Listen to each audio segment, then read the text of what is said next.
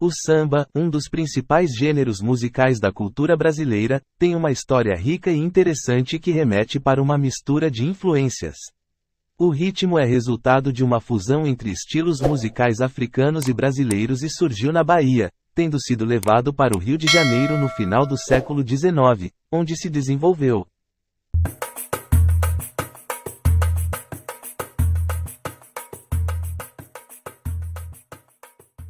As primeiras manifestações que dariam origem ao samba datam do século XVI com negros de Angola e do Congo que chegaram no Brasil como escravos. Eles trouxeram a semente daquele que viria a se tornar um dos mais importantes ritmos do nosso país. Um dos antecessores mais importantes do samba foi o lundo, que era feito nas senzalas. As senzalas eram os alojamentos onde os escravos viviam durante o período da escravatura. O ritmo era dado pela batida com os pés e com as mãos no chão ou no próprio corpo porque não havia tambor ou qualquer outro instrumento musical disponível.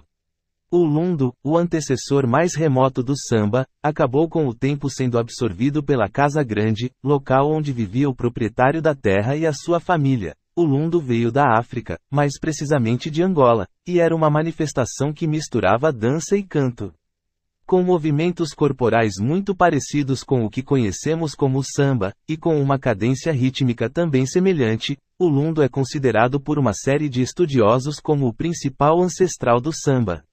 Outro embrião do samba foi a chula, que veio para o Rio de Janeiro da Bahia com a mudança de um grupo de pessoas mais humildes. Na chula se dançava em forma de roda, se improvisava e se cantava em grupo.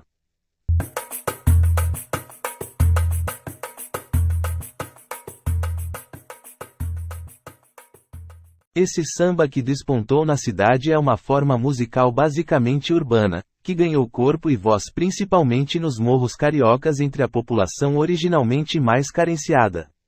O ritmo animado e espontâneo, muitas vezes acompanhado com palmas, que era cantado nas festas, acabou sendo incorporado mais tarde nos carnavais, que era composto inicialmente por cordões.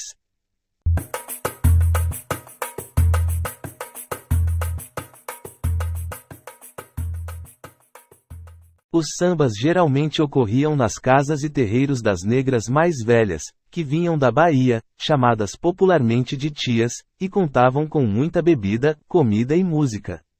Os sambas, as festas, duravam a noite inteira e eram, em geral, frequentados por boêmios, operários do cais do porto, ex-cativos, capoeiristas, descendentes de escravos, um grupo bastante variado.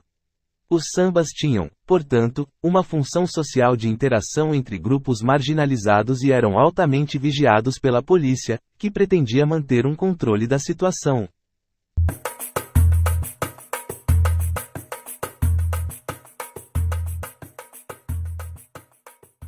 A casa mais importante da região, que reuniu a nata do samba da sua geração, foi a da tia Ciata. Nela passaram grandes nomes como Pixinguinha e Donga. Na casa de outra baiana negra importante, tia Persiliana, de Santo Amaro, alguns instrumentos começaram a ser introduzidos na roda de samba como o pandeiro, que passou a ser usado em 1889. Com um papel importante na cultura do samba, essas mulheres baianas serviram de abrigo. Era nessas casas que aqueles que eram, de certa forma, excluídos, encontravam os seus pares num espaço que servia de porto seguro para se divertirem e se relacionarem com outras pessoas em condições semelhantes. Em muitos desses encontros havia também a prática do candomblé e outros rituais religiosos.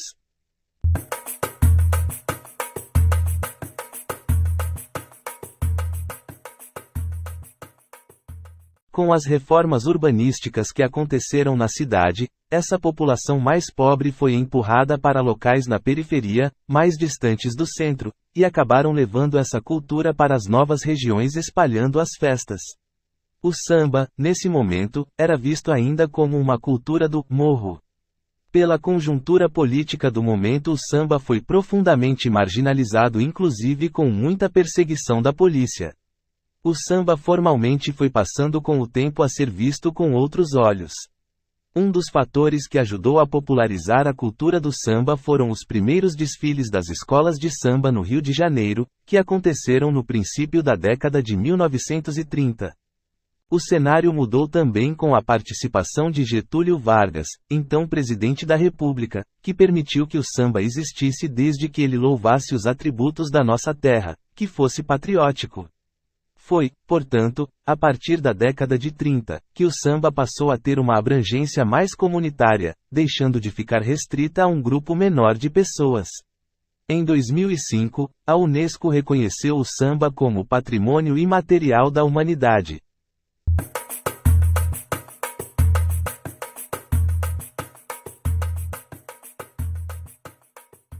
Os músicos dessa primeira geração não viviam da música, todos tinham trabalhos principais que os sustentavam, o samba era um mero hobby pouco ou nada remunerado. Foi em 1916 que o então compositor Donga registrou pela primeira vez na Biblioteca Nacional um samba, foi a canção pelo telefone. Esse passo foi importantíssimo para legitimar o gênero musical e aqueles que criavam as canções. A batucada, por sua vez, entrou numa gravação de samba somente 13 anos mais tarde, em 1929, quando o Bando dos Tangarás gravou na Pavuna.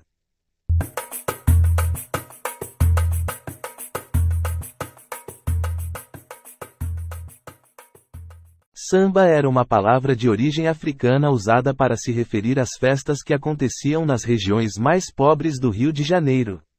Esses encontros animados, com homens e mulheres, eram chamados popularmente de sambas. Samba, por isso, não era originalmente o nome de um gênero musical, mas era usado para designar um tipo de evento. A primeira vez que a palavra samba foi usada formalmente, segundo consta nos registros, foi em 1838. Na ocasião, o padre Lopes Gama escreveu no jornal O Carapuceiro ao comparar musicalmente estilos distintos. Tão agradável é um samba da Almocreves, como Semiramis, a Gaza Ladra, o Tancredi. O padre usou a palavra samba nesse contexto para generalizar e se referir a uma série de danças de origem africana.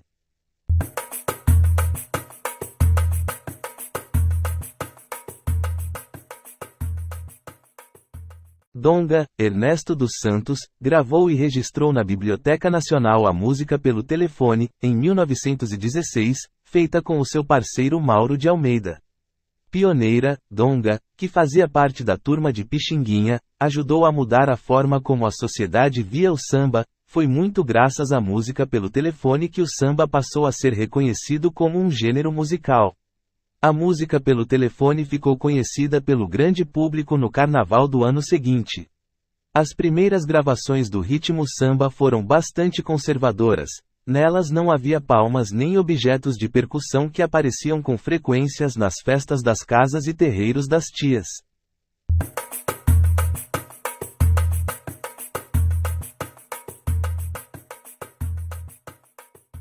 Tia Ciata, 1854 a 1924, uma baiana nascida em Santo Amaro da Purificação, foi um nome importantíssimo na história do samba. A moça se mudou para o Rio de Janeiro aos 22 anos. Em 1890, Tia Ciata foi viver na Praça Xi, que era conhecida como Pequena África por abrigar muitos escravos libertos. Cozinheira e filha de santo, ela se casou com um negro bem-sucedido, funcionário público, e, com uma grande casa, abria frequentemente os portões para convidados que faziam música e festa. A casa da Tia Ciata foi um dos berços do samba no Brasil. Entre as primeiras figuras importantes desse samba urbano carioca, que frequentaram a casa de Tia Ciata, estavam Hilário Jovino Ferreira, Sinhô, Pixinguinha, Heitor dos Prazeres e Donga. Estudiosos dizem que a ala das baianas, das escolas de samba, surgiram justamente como uma homenagem à Tia Ciata e às primeiras baianas responsáveis por trazerem o ritmo contagiante da Bahia para o Rio de Janeiro e por abrirem as suas casas e terreiros para abrigarem os encontros. Além de Tia Ciata, uma série de outras baianas negras, como Tia Carmen, tia Persiliana e tia Amélia, abriram as suas casas e acabaram se tornando matriarcas do samba. Noel Rosa, 1910 a 1937, um branco de classe média carioca, foi um dos mais importantes nomes da primeira geração do samba urbano carioca. Com as suas letras, ele fazia uma espécie de crônica do seu tempo, com muito humor. Gostou dessa história? Então deixe o like e se inscreva no canal.